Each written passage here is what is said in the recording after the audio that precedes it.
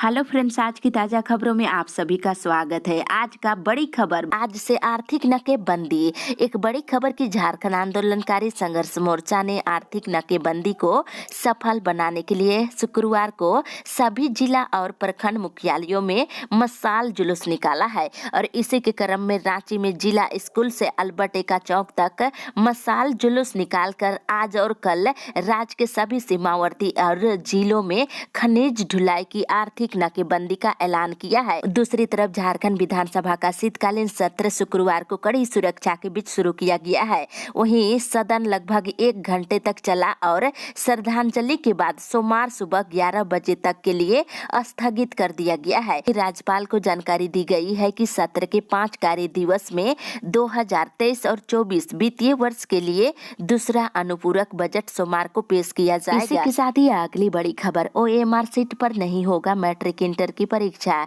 इधर Jharkhand academic council ने matric और इंटर की परीक्षा के पैटर्न में बदलाव कर दिया है। होने वाली परीक्षा में अब OMR सीट का इस्तेमाल नहीं किया जाएगा। परीक्षार्थियों को एक ही प्रश्न पत्र मिलेगा और ऑब्जेक्टिव हो या सब्जेक्टिव, सवाल की जवाब एक ही उत्तर पुस्तिका में लिखना होगा। शुक्रवार को जैक बोर्ड की बैठक में इस पर मंजूरी दी गई है। इसी के साथ ही अगली बड़ी खबर, JSSC का घेराव। इधर JSSC कार्यालय का शुक्रवार को सैकड़ों छात्रों ने लगभग 7 घंटे तक घेराव किए और आयोग और सरकार के खिलाफ जमकर नारेबाजी किए हैं। वहीं गिरिडीह के एक छात्र पेट्रोल से भरा बोतल को अपने ऊपर डाल करके आत्मदाह करने की कोशिश भी किए हैं। छात्रों का कहना है कि 2015 में JSSC CGL combined graduate level की वैकेंसी निकाली गई थी, उसे रद्द कर दिया है। दूसरी तरफ झारखंड के वित्त रहित इंटर कॉलेज और उच्च विद्यालयों, संस्कृत विद्यालयों और मदरसा विद्यालयों के शिक्षक और शिक्षकोत्तर कर्मी अनुदान की राशि और राजकर्मी का दर्जा देने समेत कई मांगों को लेकर कल उपवास पर रहे। इसी के साथ ही अगली बड़ी खबर, जातिगत जनगणना। इधर राज्य सरकार झारखंड में जाति आधारित जनगणना कराने पर विचार रखती है, लेकिन ये कार्य अभी तक किसी विभाग को आवंटित नहीं किया गया है। इसके साथ ही साथ इधर नेता प्रतिपक्ष अमर बाउरी ने मीडिया से कहा है कि स्थानीय नीति को लेकर स्थानीयता को परिभाषित करने से संबंधित विधेयक में सरकार की मंशा साफ नहीं दिख रही है। नियोजन पूरी तरह से राज्य सरकार का विषय है। उन्होंने तृतीय और चतुर्थ वर्ग में झारखंड के लोगों की नियुक्ति करने की मांग की है और साथ ही साथ उन्होंने कहा है कि रोजगार, स्थानीय नीति, भ्रष्टाचार और कानून व्यवस्था को लेकर सदन में सरकार का घेराव करेंगे। अगली बड़ी खबर, अभियंता नियुक्ति के आवेदन की बढ़ी तिथि। इधर रिम्स में विभिन्न श्रेणी के अभियंताओं के पदों पर होने वाली नियुक्ति के आवेदन की तिथि बढ़ाकर 21 तक कर दी गई है। इसके साथ ही इधर सहायक टाउन प्लानर नियुक्ति मामले में झारखंड हाई कोर्ट के आदेश में हस्तक्षेप करने से इनकार करते हुए सुप्रीम कोर्ट ने शुक्रवार को याचिका को खारिज कर दिया है। इसके साथ ही इधर टाटानगर अमृतसर जलियांवाला बाग एक्सप्रेस फिर से पटरी पर दौड़ेगी। बताते चले कि इधर 18 दिसंबर से ये ट्रेन चलने की संभावना है। इसी के साथ ही अगली बड़ी खबर, नियुक्ति और प्रोन्नति जांच रिपोर्ट की होगी कार्रवाई।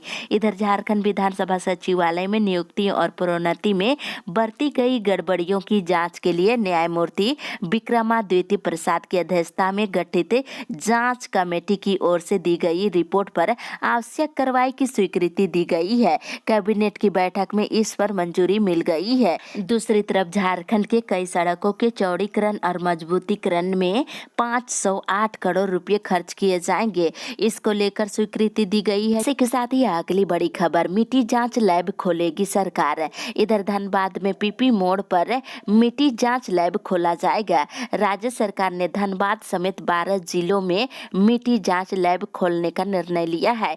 झारखंड कृषि विभाग ने इसके लिए टेंडर निकाल दिया है और लैब खुलने पर धनबाद के किसानों को मुफ्त में मिट्टी जांच की सुविधा मिलेगी।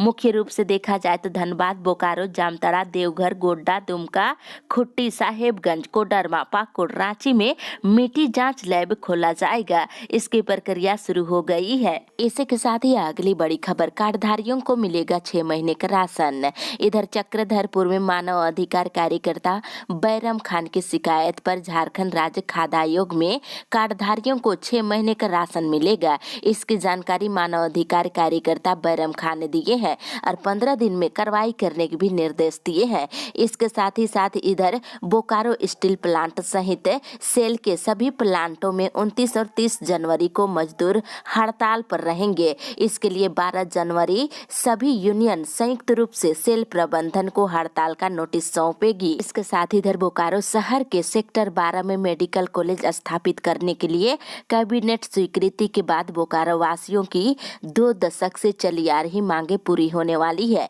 बीएसएल की ओर से प्रदान किए गए 25 एकड़ भूभाग पर जनवरी में मेडिकल कॉलेज की आधारशिला रखी जाएगी। इसके साथ ही अगली बड़ी खबर, हास भाषा दिवस 22 दिसंबर को। इधर आदिवासी सिंगल अभियान की कल बैठक हुई। बताया गया है कि 22 दिसंबर को हास भाषा दिवस मनाया जाएगा और दुमका में इसको लेकर तैयारी चल रही है।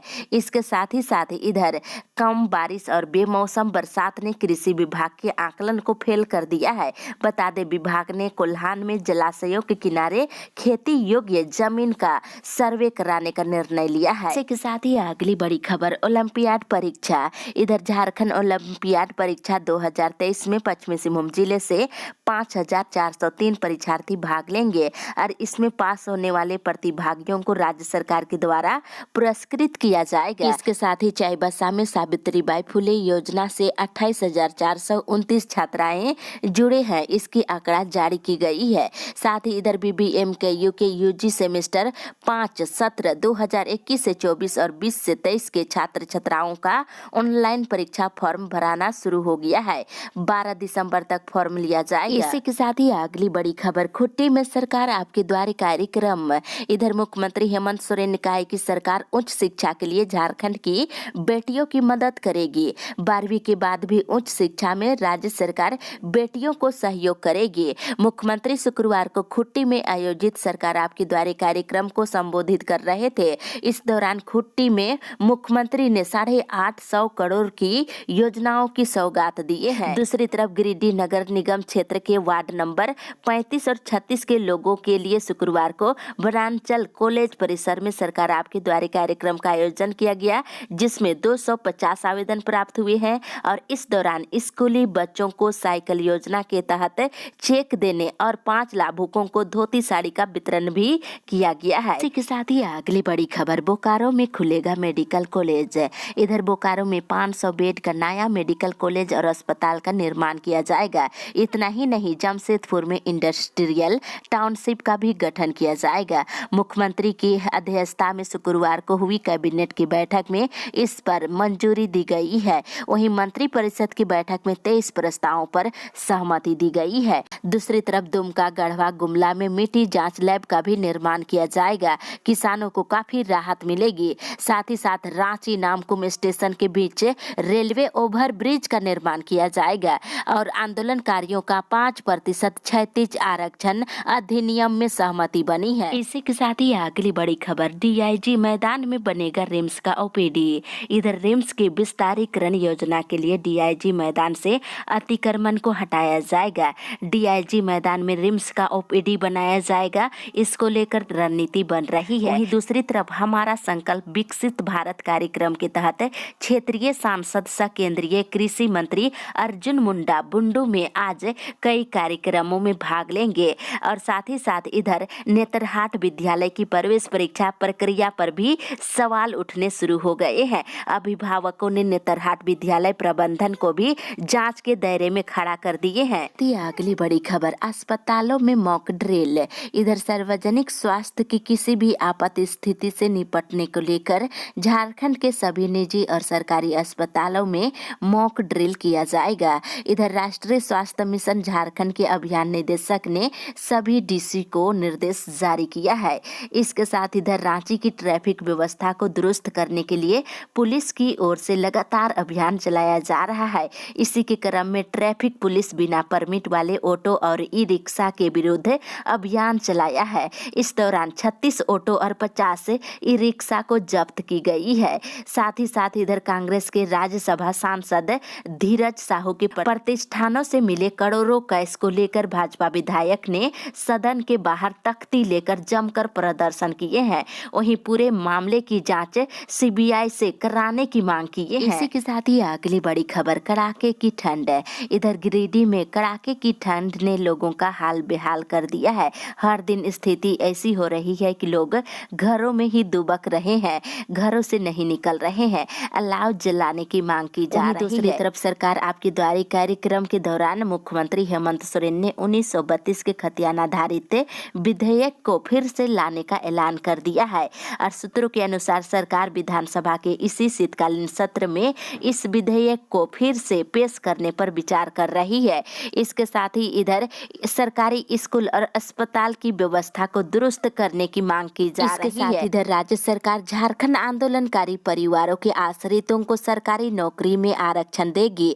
राज्य मंत्री परिषद के शुक्रवार को मुख्यमंत्री हेमंत सोरेन की अध्यक्षता में हुई बैठक में ये निर्णय लिया गया है। इसके साथ ही अगली बड़ी खबर, मौसम विभाग से बढ़ी ठंड है। इधर राजधानी समेत झारखंड के कई जिलों में काफी ठंड बढ़ गई है।